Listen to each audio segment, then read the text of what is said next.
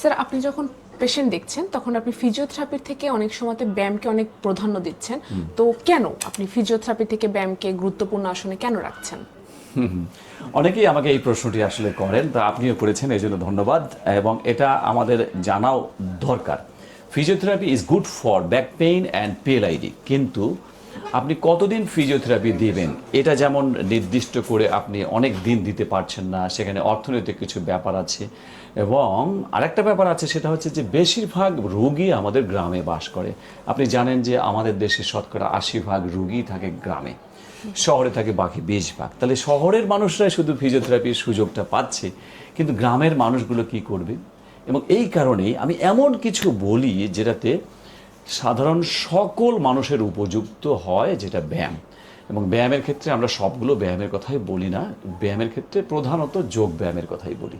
এবং যোগ ব্যায়ামটা হচ্ছে অ্যাক্টিভ, আর ফিজিওথেরাপি হচ্ছে প্যাসিভ, অর্থাৎ ফিজিওথেরাপিটা কেউ আপনাকে করিয়ে দিচ্ছে, আর ব্যায়ামটা আপনি নিজেই করছেন। এই অ্যাক্টিভ ব্যায়ামটা খুবই ইম্পর্ট্যান্ট। এই কারণেই আসলে সহজ করার জন্য physiotherapy is good, but physiotherapy সবার জন্য অ্যাফোর্ড করা সম্ভব নয়, সামর্থ্য থাকে না। অথবা ফিজিওথেরাপি সেন্টারে যেতে গেলে তাকে অনেকটা পথ পাড়ি দিতে হবে, গ্রাম থেকে শহরে আসতে হবে, যেটা অনেক সময় এটা ইম্পসিবল। যেটা ইম্পসিবল আমি সেটা কেন ধরবো? আমি ফিজিওথেরাপির বিপক্ষে নই, আমি ফিজিওথেরাপির পক্ষে। কিন্তু একটা মানুষকে যদি আমি অযথা একটা সাজেশন দেই যে এটা করবেন সেটা করবেন, প্র্যাকটিক্যাল না। এবং আমি সবসময় এই প্র্যাকটিক্যাল যাতে হয় সেই কারণেই বলি যে যোগ ব্যায়াম করবেন বাসায়। স্যার, কিছু ক্ষেত্রে দেখা যাচ্ছে যে পেশেন্টের জন্য ফিজিওথেরাপি ইম্পর্টেন্ট হয়ে যাচ্ছে এবং কিছু ক্ষেত্রে দেখা যাচ্ছে ব্যায়াম বা ইয়োগাটা গুরুত্বপূর্ণ হয়ে যাচ্ছে।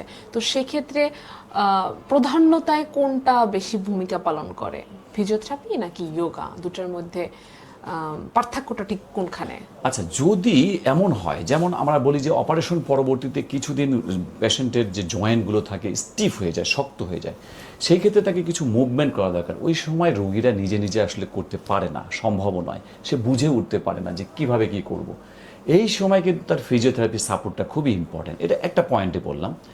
এবং যখন এমন হয় যে কোনো রোগীর অপারেশনের আগে তার মাসলগুলো স্ট্রেংথ বাড়াতে হবে, মাসল স্ট্রেংথ, সেটা যোগ ব্যায়াম সে করতে পারছে না বা অনেক সময় সম্ভবও হয় না বেশি ব্যথা থাকলে, ওই সময় জয়েন্ট মোবিলিটি, মাসল স্ট্রেংথেনিং এক্সারসাইজের মাধ্যমে, অর্থাৎ ফিজিওথেরাপির মাধ্যমে ইমপ্রুভমেন্ট করার পরে অপারেশন করলেই ভালো হয়।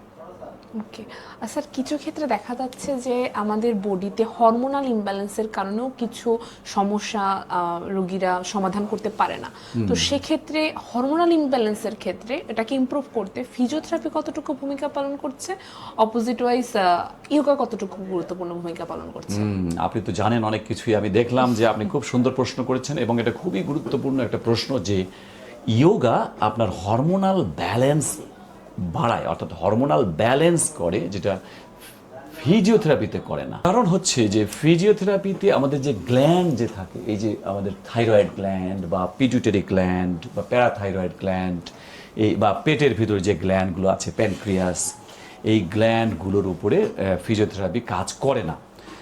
ফিজিওথেরাপি কাজ করে কিসের উপরে? ফিজিওথেরাপি সবসময় কাজ করে যে রোগ, সেই রোগের স্পেসিফিক ওই জাতীয় ফিজিওথেরাপি। যেমন পিএলআইডির জন্য শুধু পিএলআইডির ফিজিওথেরাপি হতে পারে। কিন্তু ইয়োগা যেটা মজা, সেটা হচ্ছে যে আপনার পিএলআইডি ভালো হওয়ার পাশাপাশি হরমোনাল ব্যালেন্সটা মেনটেন হয় দুটো উপায়ে। এক হচ্ছে এই গ্ল্যান্ডগুলোতে চাপ পড়ে, আর দুই হচ্ছে এই যোগ ব্যায়াম বা ইয়োগা আমরা বলি যে রিল্যাক্সেশন ট্রেনিং, একটা রিল্যাক্স করে মেন্টালি, ফিজিক্যালি, পুরো শরীরটাকে শিথিল করে।